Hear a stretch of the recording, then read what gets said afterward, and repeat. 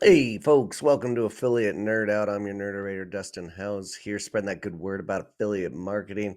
And today is an Affiliate Summit West 2025 recap, and my friend Kristen Evans is joining me. Welcome to the Nerdatorium, Kristen. Hey, thanks. Always great to be here. Well, we had scheduled Wade Tonkin to come on in. I always love Wade's perspective on how the events go, but he got pulled into meetings, couldn't make it here. So we're going to make fun of him relentlessly as we enjoy our topics of the day. And let's go off, start strong. Affiliate Summit is my favorite event. Oh, Affiliate Summit West is my favorite event of the year for affiliate marketing, and 25 was no slouch whatsoever. Give me your big highlights here. What'd you see? Oh man, I saw a lot. It was a good year. I had some really good meetings with some publishers that I hadn't met before. I have been around the industry for a while, so really excited about that. Had some super productive conversations with partners that I've been in conversations with, and it's one of those things where it's like meeting in person can sometimes push that over the line and really be able to secure some of those partnerships. So I had that happen with a couple of people. One of the best things that I started doing years ago, two things. One is putting together a deck of all of my clients, like just a simple Canva deck with like bullets and highlights, and then live links that go to the program sign up pages so that I Mm, can like, shoot those decks to people as we're wrapping up. Like I can show it to them, but then shoot it over as we're wrapping up the conversation to make that onboarding really easy. Plus, I always get really good feedback. People are like, that's so helpful. It's like succinct and pretty. And I love that. And then the other big thing is just I started doing this a number of years ago when I was a content creator, but even on the agency and affiliate manager side, it works really well to tag team meetings with people. Just get super duper efficient. A lot of us are saying the same thing and just pitching our brands. And publishers are already running around to 1.5 million people, and it really stands out if you're able to reduce that amount of running around, and be able to be more efficient. They really appreciate that, but it's also like obviously super helpful to affiliate managers. So I was able to do that with a couple of friends this year where we were able to like pitch each other's brands and also just sit in on each other's meetings, which is amazing for that whole networking thing that we're there to do. yes, yes, excellent. The I didn't take any meetings with anybody like tag teaming like that. Seems like a fun strategy though, and love to join you on that next time around if we For can sure. figure something else out. But I think some of my favorite highlights was the jam pack my conference full, and I'll give a quick screenshot out there. This is what my schedule looks like. Now, Wednesday is chill day where I decide that I'm going to be going to sessions and trying to learn a lot more rather than doing networks because the full networking hardcore for 2 days is just my maximum. And I think even next year, I think I'm going to leave early on Wednesday afternoon. That was like that biggest takeaway, I think, in terms of networking. Because when you pack your schedule like that, you're just running around with your head cut off. And it's a lot and I love it, but 2 days is max. I can't do any more than that. I really like the Wednesday evening decompression session with Mm, other people. I totally hear you on wanting to get out and be done, but the amount of extra education and like learnings that I get just by hanging out with people in the industry and having it be chill, having it be like, holy cow, okay, we're done. I've gotten so much out of those conversations. And mm. it is usually everybody's when you go have a great bourbon at Oak and Ivy or whatever, and then just start chatting about what has worked. And a lot of times I come away with really actionable insights on stuff like that. Oh, that's great. That's great. And what about any lowlights that you saw? Anything you want to highlight? I hate putting a negative damper on things of that nature, and I like keeping things positive. But any lowlights that you saw? I mean, I always think the app can use more improvement. There are a Okay. few glitches that were a bit frustrating. Updates not coming through in a timely fashion. I had one publisher that I was supposed to meet with, and he's, "Oh, it says it's canceled, like, you guys canceled it." And I'm like, "It's literally still on my calendar right now." Hmm. So that was a bummer because that could have been a really good productive conversation. I just think that there's always room for improvement on the app. But other than that, it was a pretty solid show. I think there was a lot of really good attendees this year. The fashion was A plus. Like, I think a lot Mm. of people brought their fashion game this year, which I love to see. I had some excellent offsite meals. Did a lot of hanging out in the Fremont section this time. Yeah, in Old Town, and some of the best food that I've had in Vegas has been over there. So I can't recommend enough, like, going off strip and exploring other parts of the city to get some of those A plus meals. Oh, downtown's real nice. I mean, they have some very established restaurants down there from early days of Las Vegas that have hung around because they're so good. So, love that concept. I just don't go all the way down the strip. I try to stay central within a Yeah. mile radius of that, if at all possible. You know what I really would call my lowlights, and I wish people would quit doing this, is having meetings across the street at people's suite or something. Because Oh, yeah. then I have a meeting at 11 o'clock with somebody at a bookable table, which is a very acceptable way to have a meeting. And then my 11:30 is all the way across the street on the 71st floor of Cosmo or something, and I've gotta make my way over there, and then I've gotta make my way back for 12 o'clock. Like, Yeah, impossible. I yeah. don't have a time machine, I don't have a transporter. Like, I wish people would just have their meetings. I really did love that every major network had a meeting room, essentially, Yeah. in there, and they were happy to let you have meetings in there if you asked nicely. So those are a couple of my bigger pet peeves. And you mentioned the app. I'm a huge fan of the app. Like, it has come so far I mean, it's come in the far. last There's still 5 a long way to go. incredible. And they continue to make improvements, and they take feedback, and they adjust, and next year it's gonna be even better. So, yes, I did see the same lag there, but for what it is, I thought it was outstanding. It's the way I built my lineup of schedule, and then migrated it over to my regular calendar. I thought it was great. Yeah, I Um, I did the same thing. I mean, I live and die by my calendar, and if that's not up to date, I don't know what to tell you. yeah, And having multiple email addresses too. This is a little bit off topic, but I've been seeing this question come up a lot where people are like, "How do you manage your calendar across multiple inboxes?" The okay. tool I use is Calendar Bridge. It's like Oh, maybe $10 a month, like maybe, but I can manage, I think, 10 or more calendars with that and sync up all of those calendars into one central one. It's awesome. Calendar Bridge. Good Mhm. tip there. I don't use anything in that sense, but I do have 5 different calendars, so that might be something I can take a look at. Thank you for that. Yeah, of course. Essential to keeping everything up to date. Yeah, it looks like Joe Kahn is a big fan of your old school methodology going off strip. And looks like Seth says, I missed ASW this year. Anything Oh, in Seth, you were retail missed. We miss targeting? you, buddy. Anything in new in retail targeting and AI come up? I didn't go to session, so I'm gonna leave that one up to you. Yeah, that brings up my next topic is what is the best session out there? And I only went to a handful, so I had to pick and choose, and usually Wednesday is my session day, which can be a blessing and a curse for the people on the sessions and having their sessions on Wednesday. Because when I'm speaking, I want to get my thing done with. And Yeah, because I'm a nervous wreck leading up to my session. And then once it's over, I have a lot more fun. yeah. Um, but on the other hand, I don't have time Monday and Tuesday because that's when everybody's snapping off all their meetings. And usually people leave. It's not a ghost town, but it's borderline a ghost town on Wednesday.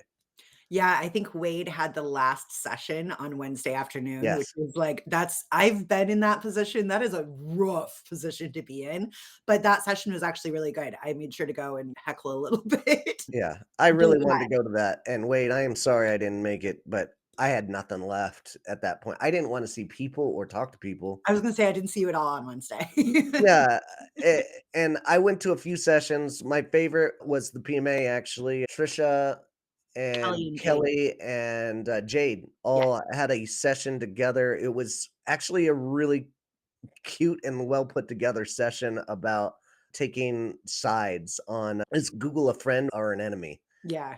and Jay had pretend in there that Google's a friend and why, and she just got stuck on the bad side of the debate because somebody needed to take the bullet, Mhm. and she did great, but, like, Kelly had the easy side, so took it away, but, good session, a lot of fun. I'm glad the PMA put something together like that. I was Um, bummed that I missed that session, but I did see Jade that night. I ran into her at the speakeasy that I went to, and so I at least got to catch up with her there, which was really awesome. oh, good. And then one more session I really liked is Rand Fiskin over he created Moz, I believe, and he's always got a lot of energy and a lot of really cool stats, and one thing that was a real highlight for me and something that stuck out more than anything at the conference was he said Google ads only have 1% click rate on every Google search.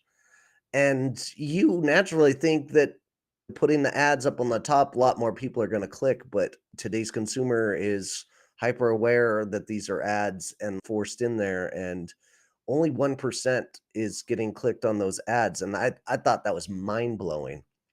I wanna say I'm surprised by that, but then I think about my own consumer behavior, and I know for a fact that I scroll down past, like, to the first organic link versus the one that says ad. Yeah. Yeah, I consciously do that when I do a search, so Yeah. that's interesting that additional consumers are behaving that way. Yeah. I mean, I always thought I just did it because I know how things Yeah. operate, but, Right. Right. yeah, that's really interesting. And I bet there's ad blockers that come into play with that Yeah. as well, like that kill some of those clicks. But that was really interesting. He had a lot of good stats like that throughout his session. But I love his energy and what he does out there. Seth City miss us. And Mike Carney, I wish they had tables set up outside for meetings. The weather was so good, that would have been an incredible opportunity. Like, I probably would have just camped outside all day. Great call, Mike. Yeah, I'll add that feedback to Henny and the team over there. That's a great call. Love it. yeah. Anything any other learnings from you? Like anything that really stood out that's on top of mind? Yeah, I mean, I one of the recurring themes that has been coming up prior to ASW and really came up in a number of the conversations that I had is that ever since the Google updates have impacted publishers, they're really exploring new means of getting traffic, and so many of them are expanding into social whitelisting, which I think is really cool and a really interesting new area for them to explore and for brands to explore. I know that I'm working with a number of brands who have been actively asking me to drum up partners that do social whitelisting. And if you don't know what that is, it's basically the influencer gives the brand access to the account to be able to put additional spend to be able to boost the visibility of the ad. And then the ad goes to the publisher's website where it will have like a review article or a listicle or something, but it's boosted by the brand for increased visibility. And then the traffic, obviously, from that article goes back to the brand's website. But it's something that's really cool and really fascinating, and so many publishers are exploring it right now as a means of increasing traffic and getting some of those net new users, which, is definitely brand goals. So I'm excited to do that. I met with Inside Hook, and they're starting to do social whitelisting soon, so I'm really excited to figure out that partnership. I know Bro Bible's been doing it really well for a while. Hmm. Hmm. Good call. Yeah. Beautiful. All right. And as you go down, how about your networking? Let's go inside the event. Is there anything that stuck out inside the event in terms of networking? You had some nice spots where you didn't have a meeting, you had the half hour gap. What were you doing during those times? Yeah, I mean, a lot of it was just running into people. So I've told you I don't book my whole thing up because so many of the opportunities that I have are just running into old friends and hearing like what they're up to, Hmm. what opportunities they have. And in doing that, I met so many other people. Like there was one instance where I was sitting with the Garcias of Lab 6 and they were about to have a meeting and they're like, "Actually, just stay because I think you'll find this person really interesting." And so I was able to jump in on their meeting like totally spontaneously and inadvertently, and it turns out that it's an ideal partner for multiple of my brands. Nice.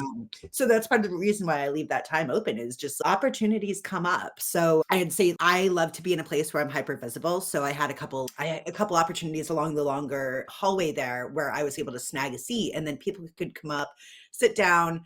we could have organic conversations and just introduce ourselves and see if there's opportunity or if there's not opportunity. There was one guy that I explained like all of affiliate marketing to him because he was like brand new in it, and it was just cool. It was an opportunity to educate Awesome. and connect with somebody. And so I thought that was super duper fun. And I always love moments like that. I like to make new friends. Excellent. For me, the best spots I saw was the networking events. They have Mm. half-hour slots, influencer meetup, content media meetup, etc. Those 30-minute conversations, they box you in and let you walk around and mingle. Again, it was too tight. They need to get more room in there, and I keep getting this feedback. Make that room bigger because every time I'm just like elbowing over to other people, but I have literally 10 conversations in 30 minutes and move through that room, and I pick up another couple of affiliates in there and really good conversations. I lights out on that networking. Awesome. And then outside event, anything that Constantly, I mean, constantly. I didn't really make it to any of well, no, that's not true. I did go to your happy hour, which I okay, always love. And I love how close you have it to everything. Thank you for yeah, that. Thank you for having it literally a hop, skip, and a jump away. So I love going to yours.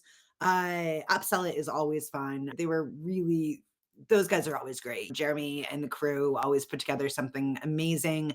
I watched Nick meet his new best friend there. who is it? um, Do you know? yeah, Jake Fuller from JED. Yeah, Alright, those Jake's already in 2 my close guys friends. those 2 met, and it was just like fireworks. Amazing.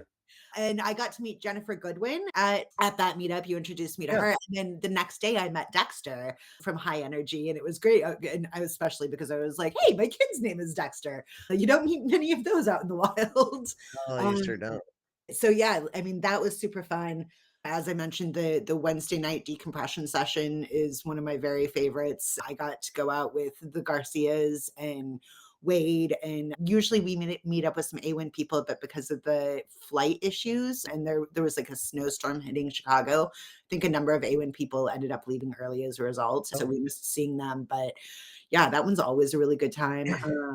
I tried to go to the Impact happy hour and that didn't happen. That was the night of almosts where we tried to do 45 things and none of them came to fruition. awesome. I always find a lot of value in going out and networking with people. Networking mean getting drunk.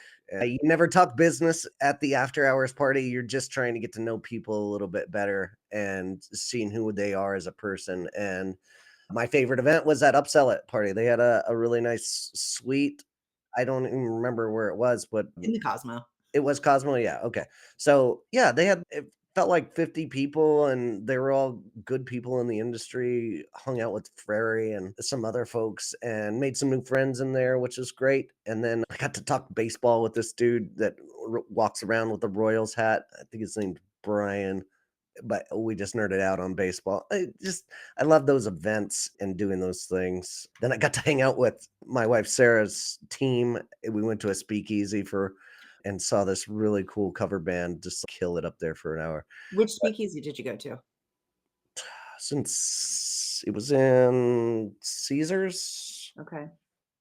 because I remember leaving and trying to get into Paresh's event, and then the line was like Mm. an hour long, and I'm like, I'm not waiting. All right, Mike Carney came in and said those meetups were top notch in regard to focused conversations. So right, Mike, I ran into you at one of those, so that's funny. That ironic. Let's see, how about best dressed? Any best dressed you saw? You.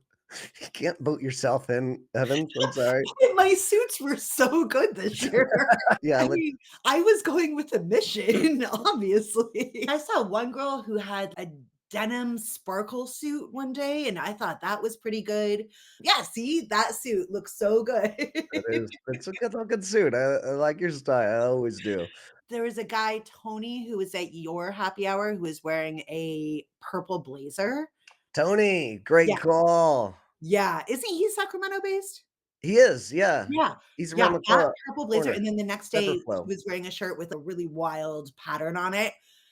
Fire. He looked Yeah, so good. that purple And then jacket's gonna it should be a staple, Tony. yeah, and then Paresh, always. like, always brings the Uh, fashion. He always bringing the game, no See? matter. Right there, it's And amazing. I've got a new winner myself for this year. I don't know this guy's name, but you couldn't miss Oh my him. god, yes.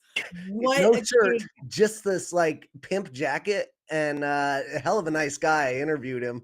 I forget his name off the top of my head, but great Yeah, look. I saw him on Wednesday, and he was wearing a different color of that same kind Yes, of outfit, and I was like and he had sparkly shoes on. I was like, "Oh my god, this king is a king forever." I love him so much.